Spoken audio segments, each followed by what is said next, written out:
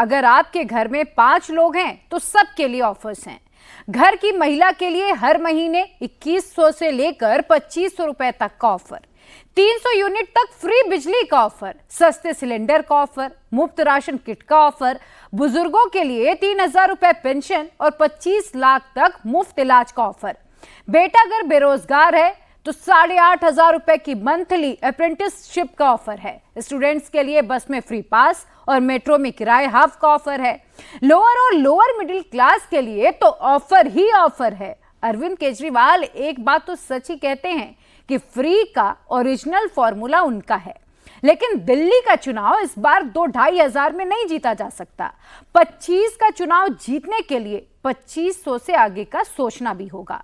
BJP के पास इसका एक टॉप अप फॉर्मूला है। वो फॉर्मूला क्या है वो हम आपको बता रहे हैं।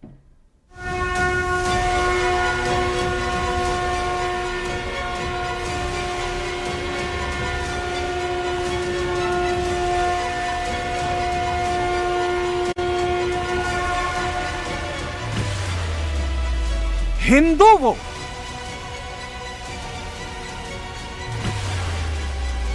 महिला वो,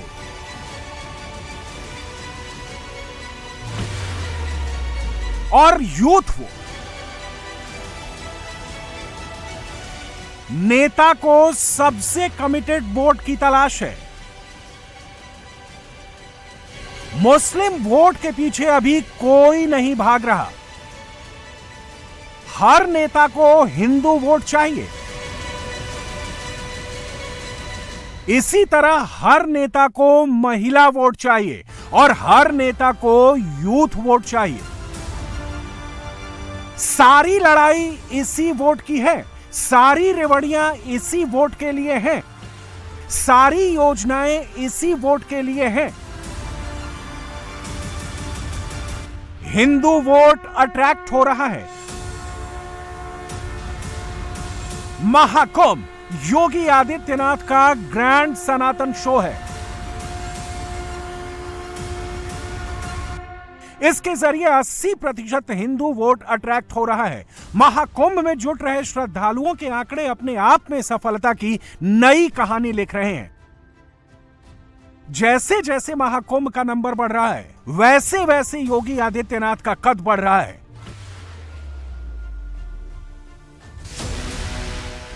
महाकुंभ के 5वें दिन संगम के किनारे डुबकी लगाने वालों की तादाद 7 करोड़ पार कर गई। 7 करोड़ ये नंबर 2013 के अखिलेश यादव के शासन में हुए कुंभ का करीब 60% है और अभी तो महाकुंभ के 40 दिन बचे हुए हैं।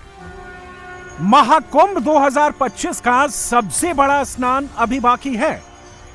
महाकुंभ के पहले 3 दिनों की रिपोर्ट लेने के बाद योगी आदित्यनाथ ने मेला अधिकारियों से कहा है कि मौनी अमावस्या के दिन 8 से 10 करोड़ लोग प्रयागराज आ सकते हैं। उसी के हिसाब से तैयारी करें। 14 जनवरी को पहले अमृत स्नान के मौके पर प्रयागराज में 3 करोड़ 50 लाख से ज्यादा लोगों ने स्नान किया था। इस तरह स्नान के हर घंटे 25 लाख से ज्यादा लोगों ने स्नान किया था।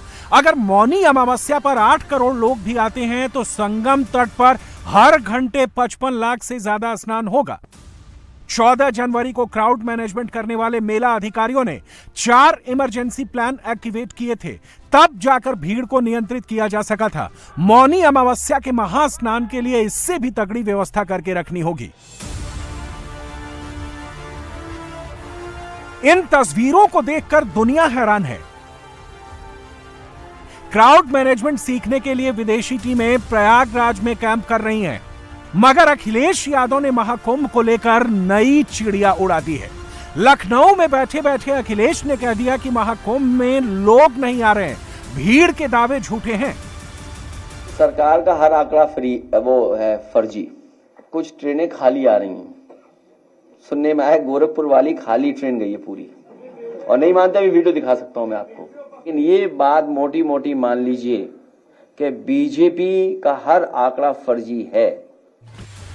अखिलेश ने गोरखपुर का नाम जानबूझकर लिया ताकि इशारा योगी की तरफ जाए। योगी सरकार के बारे में अखिलेश अक्सर ऐसे दावे कर देते हैं, लेकिन जिस महाकुंभ को हजार हजार कैमरे से देखा जा रहा है, उसके बारे में अखिलेश को इस तरह बोलने से पहले थोड़ा सोचना चाहिए था। अखिलेश ने होमवर्क नहीं किया, इसलिए बीजेपी को मौका मिल गया। देखिए, सनातन संस्कृति पर समाजवादी पार्टी, अखिलेश यादव जी लगातार कुछ न कुछ हमला करते रहे हैं, कुछ नेगेटिव बोलते रहे हैं। और ये उनकी वास्तव में अगर हिम्मत है तो कोई दूसरे धर्म पर बोल करके दिखाएं। सनातन धर्म के लोग सहिष्णु हैं, सबको स्वीकार करते हैं, वसुधैव कुटुंबकम को हम लोग मजबूत करने वाले हैं। वास्तव में यदि उनके अंदर जरा भी इंसानियत बची है तो दूसरे धर्मों पर भी बोलकर दिखाएं, उनको हिम्मत नहीं पड़ेगी। महाकुंभ के दौरान ही यूपी की मिल्कीपुर सीट पर चुनावी टेस्ट होने वाला है। मिल्कीपुर में 5 फरवरी को वोट पड़ेंगे। 2022 में मिल्कीपुर सीट अखिलेश यादव की पार्टी ने जीती थी। 2025 में योगी यहां से 2027 की बोहनी करना चाहते हैं।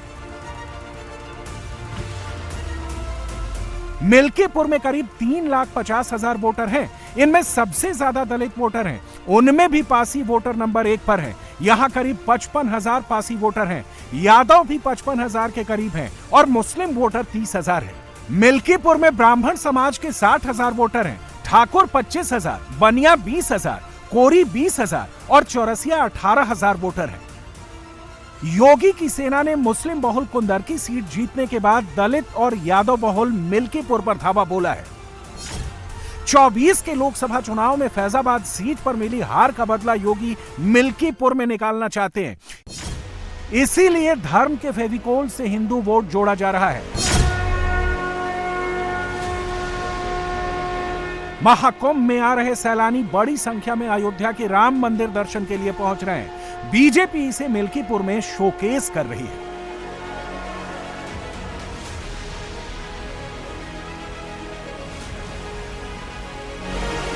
मिल्कीपुर में जातियों पर चुनाव हुए तो अखिलेश के पीडीए का पलड़ा भारी है। धर्म पर चुनाव हुए तो योगी के हिंदुत्व की जीत पक्की है।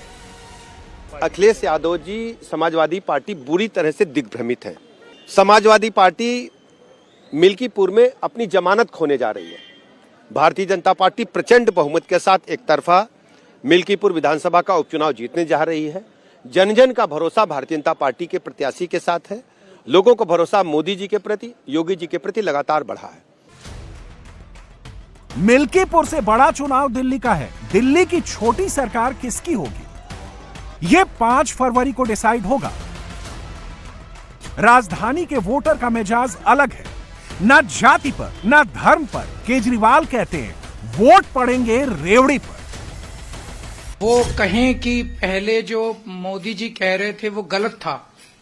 अभी तक मोदी जी ने जब जब कहा कि फ्री की रेवड़ी सही नहीं है, मोदी जी कहें कि मैंने गलत बोला था, केजरीवाल सही था।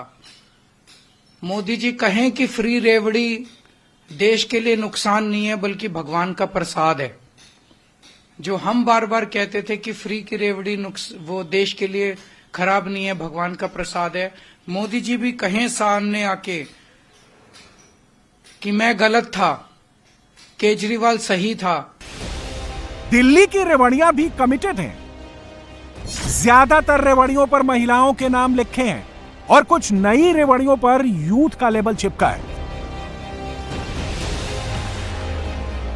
अरविंद केजरीवाल महिला सम्मान योजना के नाम पर दिल्ली की हर महिला को 2100 रुपए देने का वादा कर रहे हैं। कांग्रेस ने प्यारी दीदी योजना के तहत हर महिला को 2500 रुपए देने का वादा किया है। अब बीजेपी ने भी महिला समृद्धि योजना के तहत दिल्ली की हर महिला के खाते में हर महीने 2500 रुपए डीबीटी करने का वादा कर दिया है। महिलाओं को खुश करने का रेवड़ी फॉर्मूला हर पार्टी आजमा रही है।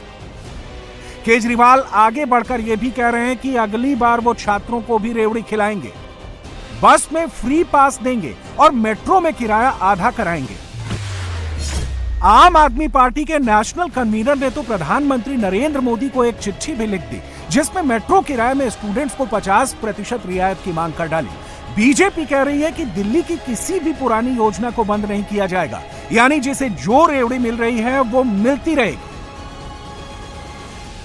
जो दिल्ली में जन कल्याण की योजनाएं चल रही हैं, वह सारी योजनाएं भारतीय जनता पार्टी की सरकार बनने पर जारी रहेंगी और वह ज्यादा कारगर तरीके से और उसका सुदृढ़ीकरण किया जाएगा। अभी जो स्कीम्स चल रही हैं उसका जो रिजल्ट निकलना चाहिए।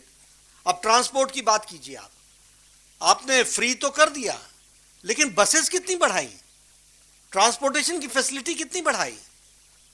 सो लास्ट माइल डिलीवरी, इसलिए हम उसको सुदृढ़ीकरण भी करेंगे और साथ में भ्रष्टाचार मुक्त करेंगे। पुरानी रेवड़ियां तो हैं ही, हर पार्टी के पिटारे में नई नई ताजी ताजी करारी करारी रेवड़ियां भी हैं।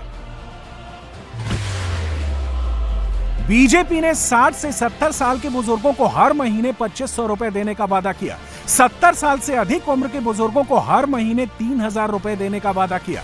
दिल्ली के गरीबों के लिए 10 लाख रुपए तक का मुफ्त इलाज, रसोई गैस सिलेंडर पर 500 रुपए की सब्सिडी, झुग्गियों में अटल कैंटीन योजना के तहत 5 रुपए में खाना, ये सब बीजेपी का वादा है। राहुल गांधी की पार्टी अपने पिटारे में ढेर सारी रेवड़ियां लेकर आई है। इसमें महिला और यूथ वोट पर फोकस है। 300 यूनिट फ्री बिजली, 500 रुपए में गैस सिलेंडर, 5 किलो चावल, 2 किलो चीनी, 1 लीटर तेल, 6 किलो दाल और 250 ग्राम चाय पत्ती का फ्री राशन किट। बेरोजगार युवाओं को 1 साल तक हर महीने 8500 रुपए की अप्रेंटिसशिप और 25 लाख रुपए का मुफ्त इलाज। कांग्रेस ने महिला और यूथ को लुभाने के लिए वादों की झड़ी लगा दी। बीजेपी भी सिमिलर लाइन लेंथ पर चली गई। केजरीवाल कहते हैं कि ओरिजिनल रेवड़ी मेरे पास है, तो किसी और की क्या जरूरत है। जब केजरीवाल का ही सारा काम करना है तो फिर केजरीवाल का काम करने के लिए बीजेपी को क्यों लाया जाए? केजरीवाल का काम तो केजरीवाल ही ज्यादा सही करेगा। तो एक लाइन के अंदर अगर इनका पूरा घोषणा पत्र बनाया जाए तो वो यही है कि जो काम केजरीवाल कर रहा है वो बहुत अच्छा है। भारतीय जनता पार्टी केजरीवाल के काम की सराहना करती है और अगर दिल्ली की जनता ने मौका दिया तो केजरीवाल का काम जारी रखेंगे। जनता कह रही है भाई आपके पास क्या विजन है, आप नया क्या करोगे? कोई प्लानिंग नहीं है इन लोगों के पास। बस हमारे मैनिफेस्टो के ऊपर, वो हमारी गारंटी के ऊपर वो चुनाव लड़ना चाहते हैं। दिल्ली का चुनाव रेवड़ी के सहारे जीता जा सकता है, ये केजरीवाल ने 2-2 बार करके दिखाया है। नरेंद्र मोदी दिल्ली इलेक्शन तक लिमिटेड नहीं है। मोदी का कैनवास बड़ा है, उनको पूरे देश के हिसाब से सोचना है। हिंदू और महिला वोट मोदी का स्ट्रांग पॉइंट है। मोदी यूथ के लिए सबसे ज्यादा मेहनत करते हैं। प्रधानमंत्री ने दिल्ली में भारत मोबिलिटी ग्लोबल एक्सपो 2025 का उद्घाटन किया। मोदी ने यहां मोबिलिटी सॉल्यूशंस के फ्यूचर पर बात की। आने वाले दिनों में भारत के लोग कैसे ट्रेवल करेंगे, कौन सा फ्यूल यूज करेंगे, बिजली से चलने वाली गाड़ी या हाइड्रोजन फ्यूल से चलने वाली गाड़ी, उसका माइलेज क्या होगा और खर्चा कितना होगा। प्रधानमंत्री का फोकस उधर है। देश का यूथ भी यही सब सोच रहा है।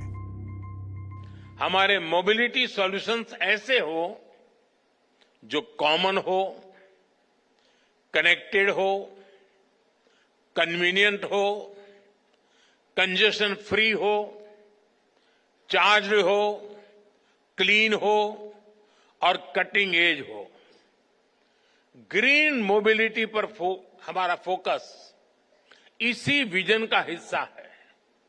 आज हम एक ऐसे मोबिलिटी सिस्टम के निर्माण में जुटे हैं जो इकोनॉमी और इकोलॉजी दोनों को सपोर्ट करे। एक ऐसा सिस्टम जो फॉसिल फ्यूल के हमारे इंपोर्ट बिल को कम करे। इसलिए आज green technology, EVs, hydrogen fuel, biofuels, ऐसी टेक्नोलॉजी के डेवलपमेंट पर हमारा काफी फोकस है। राहुल गांधी की नजर भी वोट पर ही है, लेकिन वो अलग हिसाब से चल रहे हैं। रात के 12:30 बजे वो दिल्ली एम्स के पास पहुंचे और सबवे में रात बिता रहे मरीजों और तीमारदारों से मुलाकात की। डेट कब है आपकी? डेट भी नहीं दिए हैं और उसके बाद डिस्चार्ज एक बार कर दिए हैं। दोबारा में ये हमारे पास बना हुआ है 86 में भर्ती है। इसके जो है यहाँ दर्द होता है, सिर में दर्द होता हाथ चक्कर वक्कर भी आ जाता है, बेहोश भी हो जाती है। है। कब से हो रही है? पहले 2 साल पहले से बीच में सही हो गया था। परेशान करके कि बाहर जाओ, आप भी नहीं निकले देते, मरीज के लिए बहुत ज्यादा दिक्कत है सर यहाँ पे। हम कहाँ से आए हैं आप? ये बरेली से आए हैं। राहुल गांधी का 57 सेकंड का वीडियो वायरल करके कांग्रेस उनको जननायक बताने लगी। हकीकत यह है कि राहुल का वायरल वीडियो एम्स का नहीं बल्कि एम्स के बाहर सबवे का है। एम्स में जो मरीज एडमिट होते हैं उनके साथ एक अटेंडेंट को अस्पताल में रहने की अनुमति मिलती है और इन अटेंडेंट्स के लिए 4 विश्राम गृह बनाए गए हैं। एम्स के बाहर जो मरीज सोए मिलते हैं उनको नाइट शेल्टर में शिफ्ट किया जाता है। एम्स ने ऐसे नाइट शेल्टर का डेटा भी जारी किया है।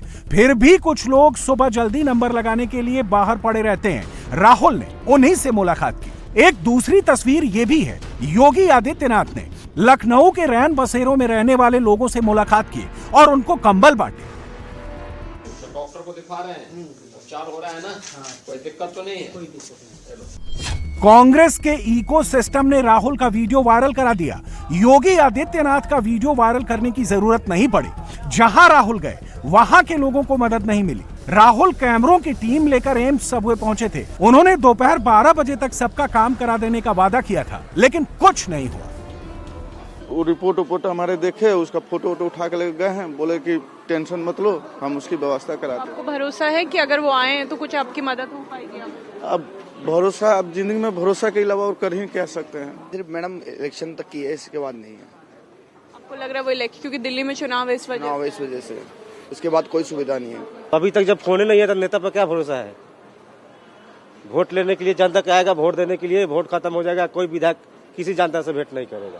तो आपको लग रहा है क्योंकि दिल्ली इलेक्शन है इस वजह से वो आए? और इसी वजह से हमें किया था। अब रात बोला कि फोन करूंगा, कहाँ फोन किया किसी को पास, कहाँ कुछ भेजा किसी एक व्यक्ति के पास भी नहीं आया। यहाँ पे तो बहुत सारे परिवार के लोग बहुत रह रहे हैं, कम से कम किसी को भी नहीं आया।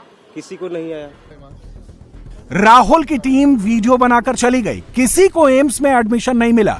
दूसरी तरफ योगी के रैन बसेरे में जाने भर से लखनऊ से लेकर बनारस तक हर रैन बसेरे का कायाकल्प हो गया।